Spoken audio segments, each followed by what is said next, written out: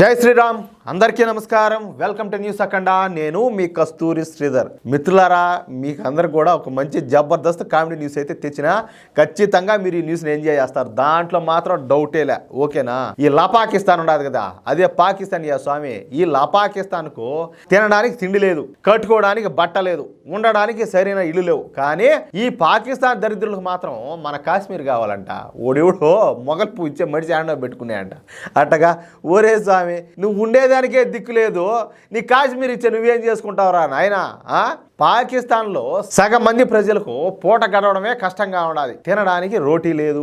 పాకిస్తాన్లో చలి ఎక్కువగా ఉంటుంది. సరే, ఈ చలి నుంచి కాపాడుకోవడానికి ఈ పాకిస్తాన్ ప్రజల వద్ద దుప్పట్లు కూడా సరిగ్గా ఉండవంట.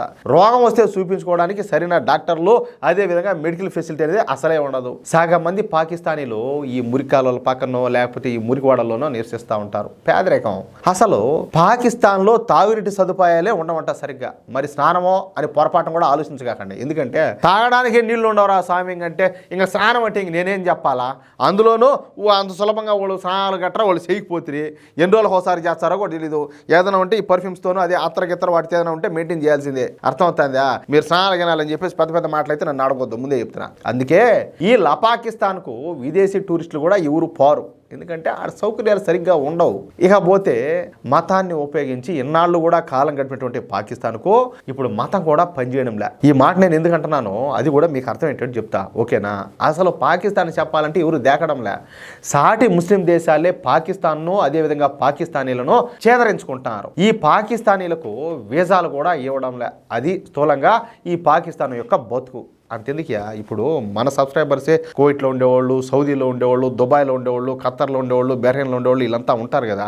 మీరు ఒకసారి కామెంట్ చేయండి. పాకిస్తాన్ వాళ్ళకు ఎంత మాత్రం వాల్యూ ఉండాలి, మీరుండే దేశాల్లో ఎంత మాత్రం వాళ్ళకి మర్యాద ఇస్తారు, ఎంత మాత్రం వాళ్ళకి గౌరవిస్తారు అనేది మీరే ఒకసారి కామెంట్ రూపంలో తెలియజేయండి. వాళ్ళ బతికేంది అర్థమైపోతుంది. సరే, ఇకపోతే పాకిస్తాన్ ముస్లింలు మన హిందువుల కంటే ఉన్నతులు అని చెప్పేసి ఇప్పుడు ఒక మెంటలోడు మాట్లాడినాడు. వీడు ఏం మెంటల్ హాస్పిటల్ నుంచి వచ్చాడో నాకైతే అర్థమే గాల. లేకపోతే మాత్రలు వేసుకునేది ఏమన్నా మర్చిపోయి ఎట్నా మరి. అయినా వాడెవడో కోనికిస్కా గొట్టంగాడైతే మనం పట్టించుకునే వాళ్ళం కూడా కాదు. ఈ వ్యాఖ్యలు చేసింది సాక్షాత్తు పాకిస్తాన్ ఆర్మీ చీఫ్ అయినటువంటి ఆసిం మునీర్. చూడండి. అయితే ఈ ఆసిం మునీరు ఇస్లామాబాద్లోని ఓవర్సీస్ పాకిస్తానీ కన్వెన్షన్ అనే ఒక ఫంక్షన్ హాల్లో ఒక సమావేశం అయితే ఏర్పాటు చేశాడు. ఇక్కడ మీకు ఒక విషయం చెప్పాలా, వీడు ఇస్లామాబాద్లోనే ఈ సమావేశం పెట్టడానికి కారణం ఏందో తెలిసిన? ఆ ఇస్లామాబాదు ఈ పాకిస్తాన్లోని పంజాబ్ రాష్ట్రంలో ఉంటుందన్నమాట. వీడు పంజాబ్ రాష్ట్రాన్ని వదిలిపెట్టి ఈ ఖైబర్ పఖ్తూన్ఖ్వాలోనో లేకపోతే బెలూచిస్తాన్లోనో లేకపోతే సింధ్లోనో సమావేశం పెట్టాలంటే వీడికి భయం. అదురుముడ్డిగాడు పోతుంది. వాడికి తెలియకుండానే కుళాయి తిప్పేసినట్టే ఇంకా లోడ పోతుంది. ఎందుకంటే అక్కడ వేర్పాటువాదులు ఉంటారు. ఎవరు? ఈ తెహ్రీక్ తాలిబాన్లు, ఈ బెలూచి రెబల్స్, వీళ్ళంతా ఉంటారు కదా, వాళ్ళు ఉంటారు అక్కడ. వీడు గనక వాళ్ళకి దొరికినాడో అప్పడం చేసి నలిపేస్తారంటే మామూలు కాదు, ప్రాణాలతోనే పెట్టరు. అందుకే వీడు పంజాబ్ రాష్ట్రాన్ని వదిలిపెట్టి బయటికి అయితే పోడు. వీళ్ళ ధైర్యానికి, వీళ్ళ మొగతనానికి, వీళ్ళు మళ్ళా వీళ్ళ కథలు, వీళ్ళ ఇచ్చులు చూడండి, వీళ్ళ పొకండాలు. సరే, ఈ సమావేశానికి రాజకీయ నాయకులను, మీడియా సంస్థల అధినేతలను, ఆర్మీ జనరల్స్ను పిలిచి ఈ సమావేశాన్ని ఏర్పాటు చేసినాడు. ఇక ఈ సమావేశంలో ఈ ఆసిం మునీర్ మాట్లాడతా, మన పాకిస్తాన్ దేశం ఎంతో ఉన్నతమైన దేశం. నిజమేయ్యా, నిజమే, మాకు కూడా తెలుసు. పాకిస్తాన్ పౌరులంతా కూడా ఎంతో ఉన్నతమైన వాళ్ళు. విదేశాల్లో నివసిస్తున్నటువంటి మన పాకిస్తానీ ప్రజలంతా మన దేశ గౌరవాన్ని పెంచి పోషిస్తున్నారు. ఎట్టది నాకు అర్థం కాలేదే. అందుకని నేను ఇందాక చెప్పింది, నాయనా ఎవరైనా కూడా ఈ గల్ఫ్ దేశాల్లో ఉండేవాళ్ళు పాడు, ఈ పాకిస్తాన్ వాళ్ళ గురించి తెలిసిన వాళ్ళు ఎవరైనా వాళ్ళ బతికేందో వాళ్ళ కథ ఏందో ఒకరో కామెంట్ రూపంలో తెలియజేయమని చెప్పి అందుకే నేను అడిగింది. ఎందుకంటే మీకు తెలుస్తుంది కదా, మీరు చూస్తూ ఉంటారు కదా. అది వాళ్ళంతా కూడా మన దేశ రాయబారుల కన్నా అయితే పనిచేస్తారంట. వారిని పాజగల మనమంతా కూడా ఉన్నతమైనటువంటి భావజాలాన్ని, గొప్ప సంస్కృతి సాంప్రదాయాలను కలిగిన వాళ్ళమన్న సంగతి ఎవరు కూడా మర్చిపోకూడదు. మీరు మీ పిల్లలకు పాకిస్తాన్ స్టోరీలు చెప్పాలంట. ఏమని స్టోరీలు చెప్పాలా? తీవ్రవాదులను పెంచి పోషిస్తారు, తీవ్రవాద సంస్థలన్నీ ఏడబట్టా కూడా పుట్టగొడుగులాగా ఉన్నాయి, ఈ తీవ్రవాదులను దొడ్డిదారిన ఏది భారతదేశంలో పంపించి ఎప్పుడు చూసినా కూడా భారతదేశంలో మారణకాండ సృష్టించాలని చెప్పేసి కోరుకుంటా ఉంటారు, ఆ ప్రయత్నాలు చేస్తూ ఉంటారు. ప్రయత్నాల్లో భాగంగా మళ్ళీ ఈ యువతల భారతీయ సైన్యం తన్ని తరిగితే మళ్ళీ గుడ్డలూడిపేటగా పరిగెత్తారని చెప్పి చెప్పాలనా? ఏముండాయి మీ గురించి స్టోరీలు చెప్పుకోవడానికి?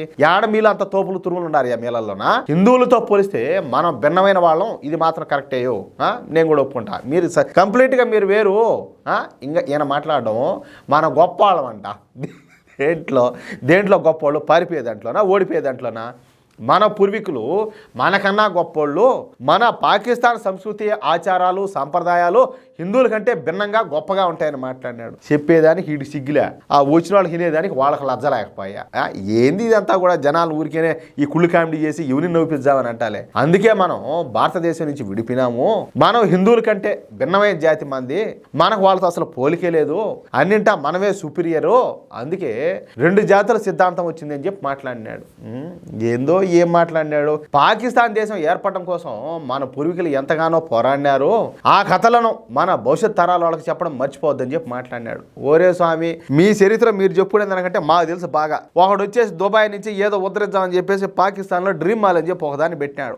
ఏమిలా గంట కూడా పట్ల వచ్చి మొత్తం అంతా వచ్చి లూటి చేసి పారమొత్తాడు. ఇంకొకడు ఎవడో వచ్చి ఆ పుస్తక ప్రదర్శన అని చెప్పి ఏదో పెట్టాడు. ఆ వచ్చిన వాళ్ళు ఆ పుస్తకాలు కొనకుండా 1000 పుస్తకాలు పెడితే 4 పుస్తకాలు ఎన్నో కొని ఆడబెట్టిన ఆ ఫుడ్ అంతా కూడా తినేసి వెళ్ళిపోయినారు. నిన్నగా మొన్న ఈ చైనా వాడు కాల్ సెంటర్ పెట్టుంటే మొత్తం కాల్ సెంటర్లో ఉండే ఏం సిస్టమ్స్ ల్యాప్టాప్లు దొరికిన కాడికి ఏం మౌసులు కీబోర్డులతో సహా అన్ని సంకలో పెట్టుకొని పారిపోయినారు. మీ చరిత్ర మీ బతుకులు ఎవరికి తెలియదురా స్వామి. కాదు, ఆ వీడియోలో చూస్తూ ఉంటే ఎవరన్నా ఏడన్నా ఫంక్షన్లకు పాటు ఎవరన్నా తిండి పెడితే తిండి కోసం కూడా కొట్టుకొని చస్తా ఉంటారు. మీ చరిత్ర ఎందుకు తెలియదు, ఎవరికి తెలియదు?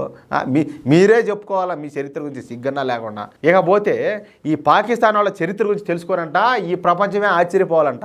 ఆశ్చర్యపోతుందిరా స్వామి, పదే ఆశ్చర్యపోతుంది. అది మీకే అర్థం కావడం లేదు. అప్పుడే భారతదేశం అంటే ఉగ్రవాద దేశం మన దేశాన్ని చిన్నాభిన్నం చేయలేదని మాట్లాడినాడు. ఉగ్రవాద దేశం ఎవరు? భారతదేశం అంట. అది ఎప్పటికి కూడా జరగదు. ఏది వీళ్ళ దేశాన్ని చిన్నాభిన్నం చేయడం. అసలు మన స్థాయి భారత్కి ఎప్పుడూ లేదని మాట్లాడినాడు. కరెక్ట్గా కొన్ని రోజులు వెయిట్ చేయండి.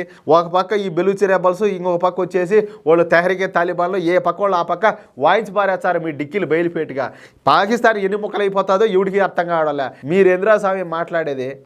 ఇంకా ఈయన గారు మాట్లాడడం, కాశ్మీర్ ఎప్పటికైనా మందే, కాశ్మీర్ అనేది పాకిస్తాన్కు జీవనాడి అంటూ ఈ పాకిస్తాన్ ఆర్మీ చీఫ్ అయినటువంటి ఈ ఆసిమ్ మునీర్ భయంకరమైన కామెడీ చేసి పడేశాడు. పాపం ఆడికి వచ్చిన వాళ్ళు నవ్వలేక ఏడ్చలేక గుటకలు మింగుతామని అంటారు దిక్కు తెలియక. ఏంద్రా స్వామి ఈడేమన్నా తాగిపోసాడా లేకపోతే ఏమైనా డ్రగ్స్ పాడు వాడినాడా, ఏంద్రా నాయన ఈడి మాటలని మాట్లాడతాడని చెప్పేసి ఓళ్ళే షాక్ అయిపోయింటారు వచ్చేవాళ్ళు. ప్రస్తుతం ఈ ఆసిమ్ మునీర్ చేసినటువంటి వ్యాఖ్యల మీద సోషల్ మీడియాలో జోకులు అయితే పేల్తన అయితే పటాకులు వెళ్ళినట్టు అనేక మంది భారతీయులు ఈ ఆసిమ్ మునీర్ను సోషల్ మీడియాలో ఒక ఆట ఆడుకుంటున్నారు ఈయన చేసిన కామెడీకి. లేకపోతే ఏంది ఇదంతా కూడా అంతా పెంటాపారం చేసినట్టు నీ తెలివి తక్కువ.